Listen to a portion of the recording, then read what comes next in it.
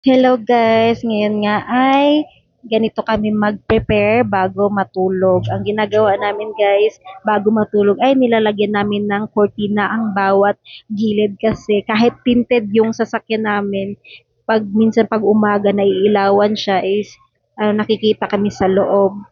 Yan siya guys. Kaya ang ginagawa namin guys, meron kaming binili na yung itim na cortina. Ang ginagawa kong pang is yung clip sa papel kasi mabilis lang siya man, hindi nakakasira ng sasakyan. Actually guys, ilang beses na kaming kinatok sa sasakyan kasi sa gasoline station kami natutulog. Tapos minsan kumakatok yan sila kasi yung darating yung nila, yung malaking truck na nagre-refill ng gas. Actually, kagabi to nangyari at kaninang umaga guys, nagising kami mga 6 a.m.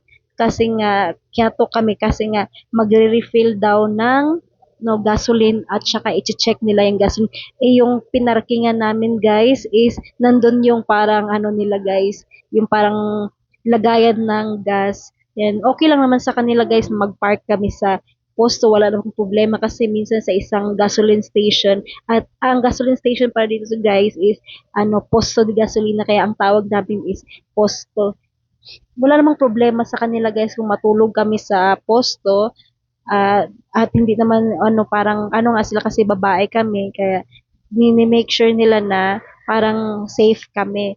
Yun, mababait naman sila guys. Although meron ding ibang posto, depende sa lugar guys. Meron talagang lugar na ayaw nilang magpatulog sa kanilang posto or kanilang gasoline station. Minsan, sinasabihan kami, sa pangalawang araw namin, sinasabihan kami na bawal mag-park. Sa unang araw, guys, hindi pa nila kami sasabihan. Pag pangalawang araw, sinasabihan niya kami, itong gasoline station na tinulugan namin ngayon, guys, is, parang 1 week na kaming natutulog dito at wala namang problema sa kanila.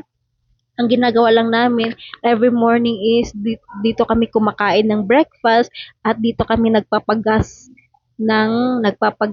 para sa sasakyan namin para makabawi din kasi dito kami natutulog.